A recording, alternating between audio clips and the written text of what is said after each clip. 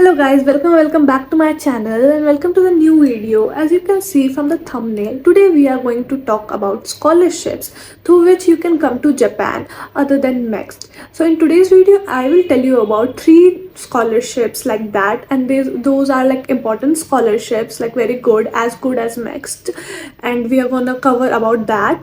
So let's get to it. So in today's video I'm not gonna talk about MEXT or its application process. So if you want to check about that, you can check out my previous videos where I have explained about application process for both undergraduate, postgraduate, and even the interview process. So you can check my previous video linked here. But I still want to mention that if you still have any queries about MEXT, and if you want a detailed guidance from me personally, and want me to check your application form, or want me to help you with the research proposal, or to draft an email to the university, or like arranging the documents, I have started a one-on-one counseling session for especially for the MEXT. So you can sign up to that. I will attach the link here, and the link is in the description box as well. You can sign up the Google form, and if you're interested, I can set up a Google Meet or a Zoom meet with you, and I can discuss your queries, anything about MEXT or related to Japan. We can discuss about that. So yeah, that's it about MEXT, and we will get into our first scholarship. First scholarship that I want to mention is the JICA, which stands for the Japan International Cooperation Agency, and it is as prestigious scholarship as MEXT.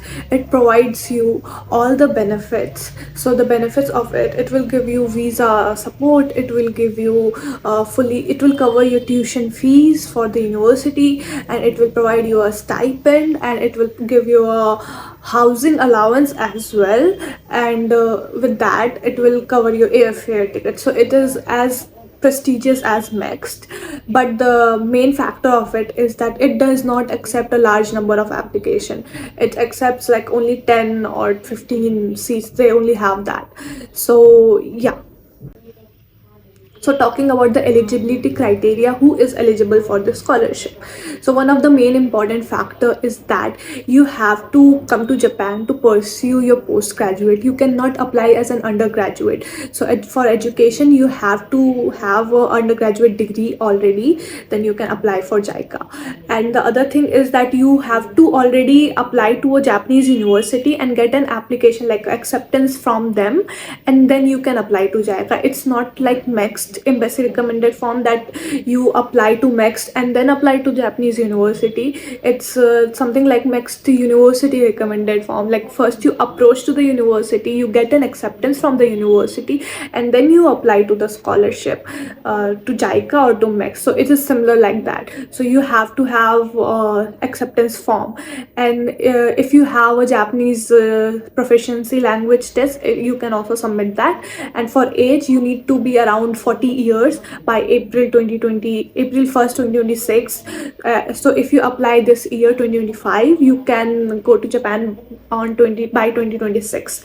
So you need to be by the age of 40. Documents that you need for this scholarship are similar like the MEXT, which includes an application form, your photograph, your valid ID, passport or any ID, and then you need to also submit a letter of recommendation, your future plan, which is like a statement of purpose, or your research plan. You need to submit that as well, and then you need to submit a letter of recommendation also, and if it is applicable, and then you need to submit a certificate of admission, like if you are accepted in Japanese university, like a proof of admission that you already have been accepted in some university. And other than that, if you are not graduated from your bachelor's yet, you need to submit a expected graduation certificate. So it is quite similar like MEXT documentation. So the application process is kind of similar like the other scholarships. So there is a document screening, and then there is an interview session. So you apply to a Japanese university, and then if you get accepted, the university agrees, then you submit your documents to the JICA. Then the JICA will do the document screening, and then if it is accepted, they will call you for the interview. And then if you are accepted for the interview, you can get the scholarship. and then come to Japan.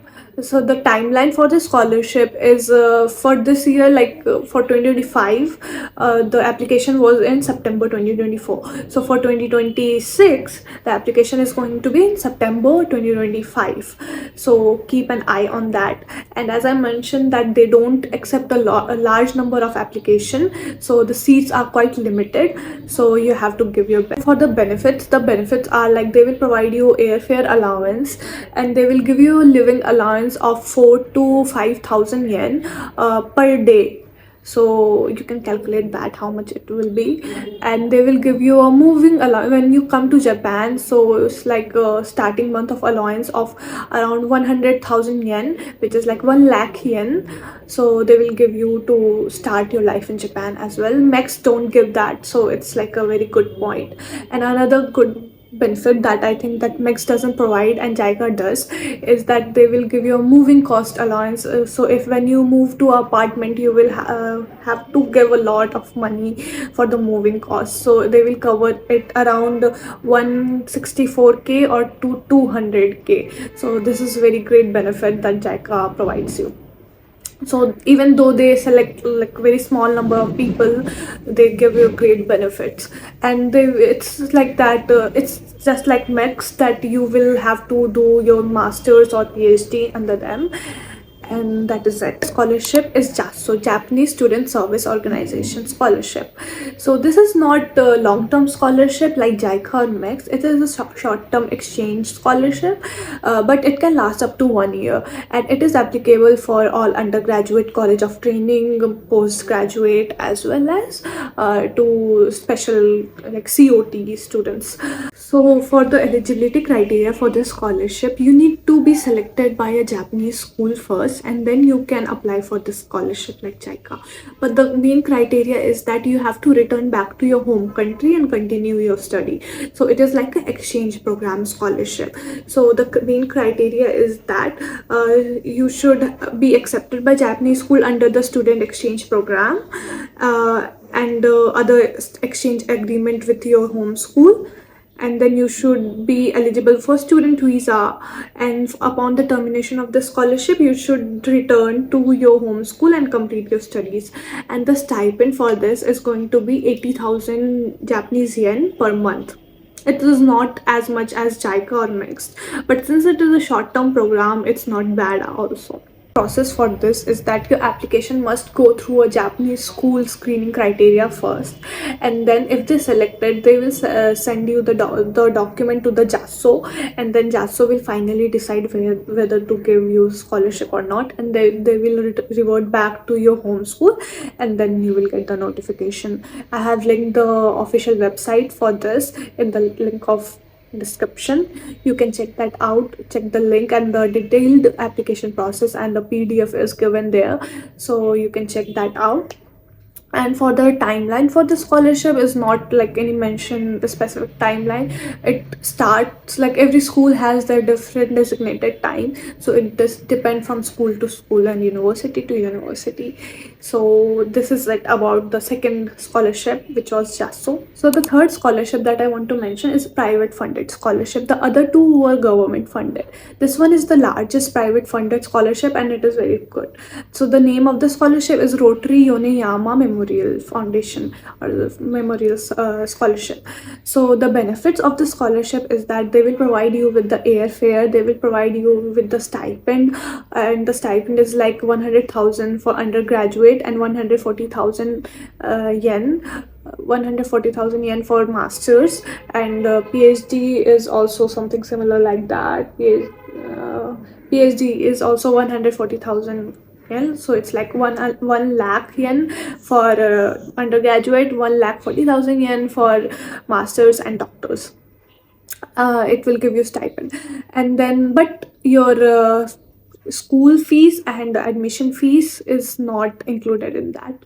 And the eligibility criteria is that you have to be in Japan to apply for the scholarship. So you need to come to Japan, you need to be enrolled in any university, so then you can apply to the scholarship. So suppose you did not get MEXT but you still got into some university, you can come to Japan and still apply to various other scholarship. So if you did not get MEXT, it's not the end of the life. There's so many other private funded scholarship or university scholarship that you can apply for. So this is one of them.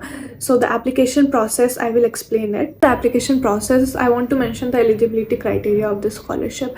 So for this scholarship, you have to be in Japan and be enrolled in one of the university, so then you can apply for the scholarship. And then you have to be under age of 45. You can be enrolled in any course for undergraduate, masters, anything like graduate school or university, it does not matter, you can apply for the scholarship.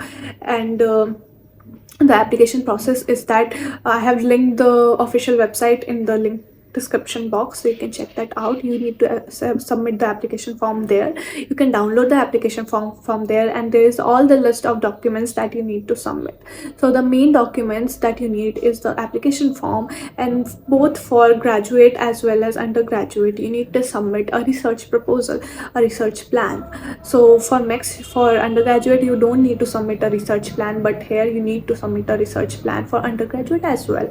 And then you need to submit a letter of motivation, like why did you choose Japan, or why you want to come to Japan, like why you came to Japan or why you want to study in Japan. So you need to submit that, and with the letter of recommendation and the university acceptance form you can apply for this scholarship. And the benefits are also great. The stipend is great, and all the benefits are kind of similar like MEXT. So this is very great private funded scholarship. So it's not the end of the world if you don't get MEXT. So you can always come to Japan, get acceptance in the university, and can apply to a lot of other scholarships. These are only the 3 scholarships that I mentioned like in detail, but there are so many various private funded as well as university specialized scholarship that I have not mentioned in this video, but I will link down the article where it's mentioned, so you can check that out and you can apply for that. I hope this video was helpful for you guys, and let me know down in comments if you have any queries about any of these scholarship or anything about Japan. So yeah, see you in the next vlog. Bye bye.